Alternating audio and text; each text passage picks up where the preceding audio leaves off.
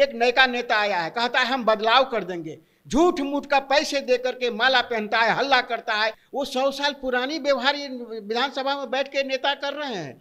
क्या दे रहे हैं? आपने सुशासन का क्या परिचय दिया? सुशासन का यहीं से शुरू होता है क्या? हत्या बलात्कार से सुशासन शुरू होता है। ये धीरेन्द्र शास्त्री तो चरम सीमा को पार कर गया।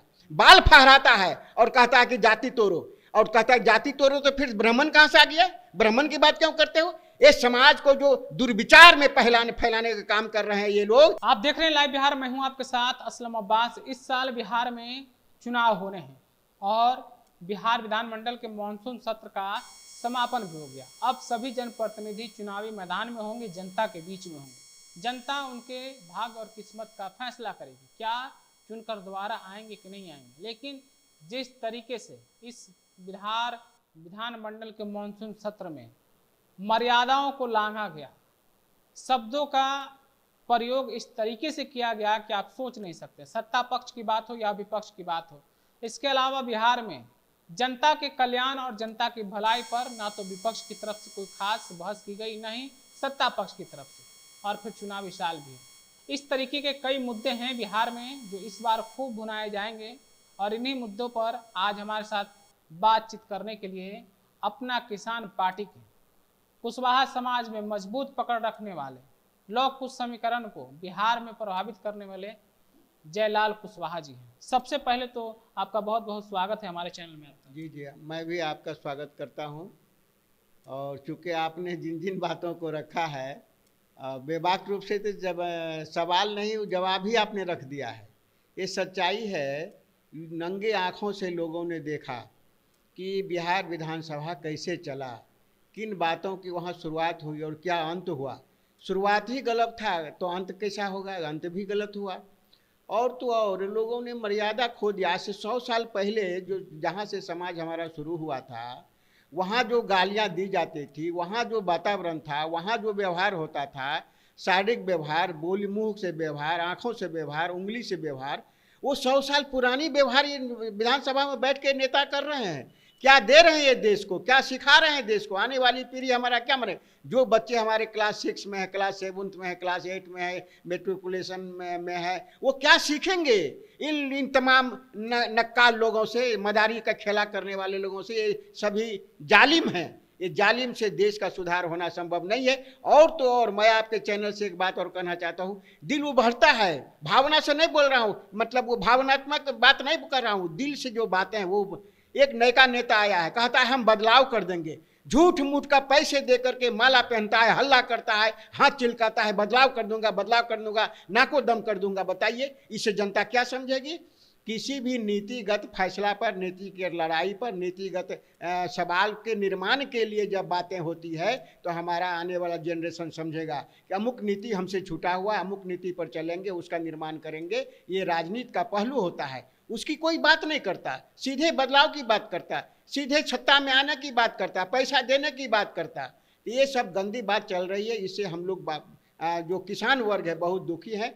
एक तो देखिए, सम्राट चौधरी तो कहते हैं कि हम कुशवाहा के बड़े नेता हैं, लौह कुश किसानों के बड़े क्या नेता किया है कुशवाहों के लिए? 98% कुशवाहा केवल और केवल खेती करके जीता है। और कुशवाहा ही एक ऐसा समाज है जिसके पास 25 बीघा 100 बीघा जमीन नहीं है, 2 बीघा 2.5 बीघा 5 बीघा से ज्यादा अंत होता है। ये सारे लोग खेत में मेहनत करके जीते हैं। उनके जीवन में तब्दीली कहाँ आया? उनका देह पर कपड़ा बढ़िया नहीं, उनका बच्चा बढ़िया पढ़ता नहीं है, न विद्यालय में जाता है, न वो कहीं घूमने फिरने जाते हैं। कुछ लोग, मुट्ठी भर लोग जो आगे बढ़े हुए लोग हैं, उनके सामने में बोल करके आप अपने को क्या कहना चाहते हैं? 70% आदमी वहां करा रहा है, उसकी जीवन में आपने कोई बदलाव नहीं कर पाया।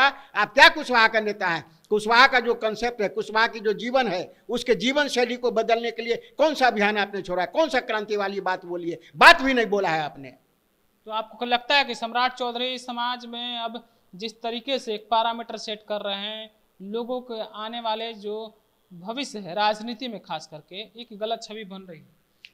देखिए, ये लोग राजनीतिक है, ना कुशवाहा का राजनेता है, ना आवाम का नेता है। ये लोग अपना नेता है और उसके बाद पार्टी का नेता है।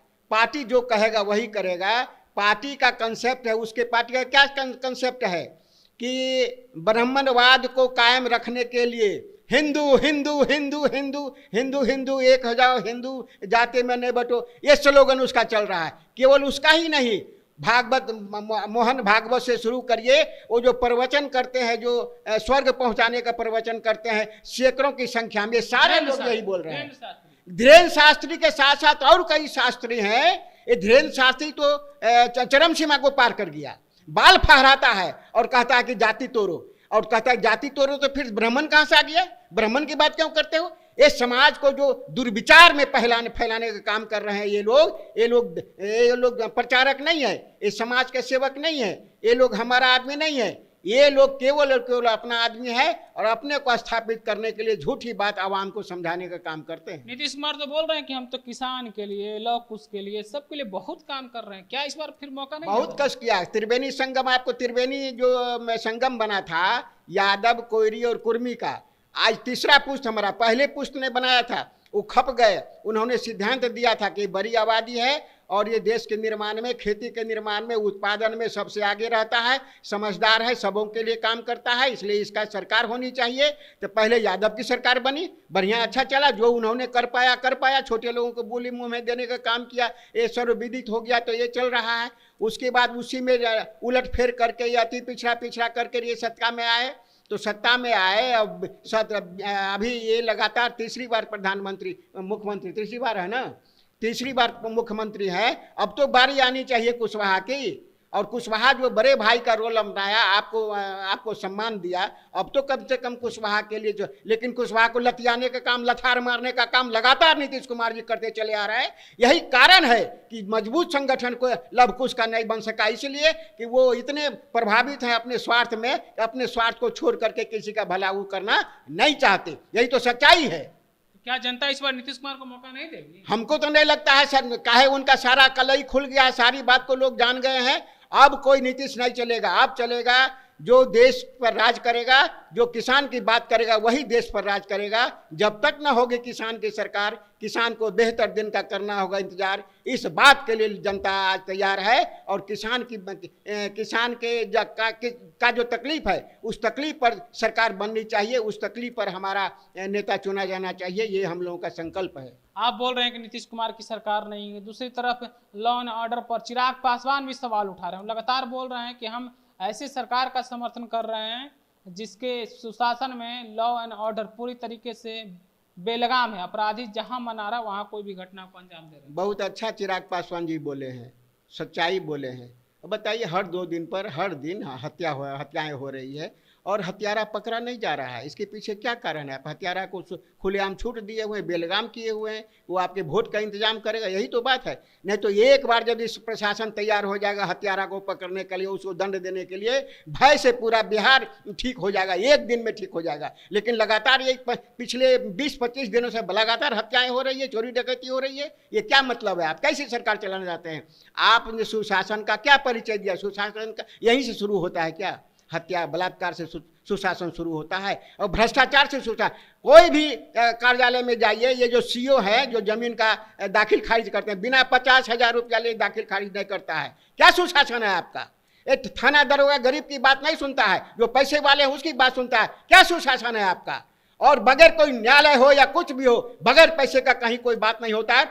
आपके टेबल पर भी यही हो रहा है, आप सुशासन की बात करते हैं। अब ठगने की बात खत्म हो गई, लोग सारे ठगा गए हैं, कुछ नहीं बचा है, आंख से आंसू भी सूख चुका है। अब हम नई प्रेरणा लेकर के नई बात तैयार करना चाहेंगे, और नए सिरे से अपने देश में सरकार बने, और छोटे जिसकी आबादी सबसे बड़ी है वो लोग सरकार में जाए, तब भ्रष्टाचार खत्म होगा, बेकारी खत्म होगा। बेकारी पर क्या काम किया इन्होंने? क्या काम किया? आपने कृषि सलाहकार बहाल कर दिया, वो क्या कर रहा है जा करके? वो कृषि को बढ़ावा आगे दे रहा है, वो केवल आपका जो पैसा जाता है उसको खर्चा करने का कागज बनाता है, यही निर्भर करता है। और डीओ से मिल करके कौन ऐसा जिला शिक्षा पदाधिकारी है जो पैसा नहीं कमा रहा है? जिला शिक्षा पदाधिकारी पूरे प्रदेश में करोड़ों रुपया कमाया, क्या किया इस सरकार ने?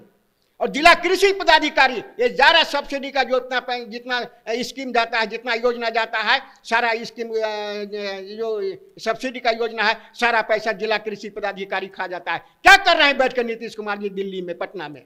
क्या कर रहे हैं? क्या उनको पता नहीं है? यदि पता है कि इसको सुधारने का काम क्यों नहीं कर रहे हैं? इसलिए नीतीश कुमार जी को फिर से लौटना अब संभव नहीं है।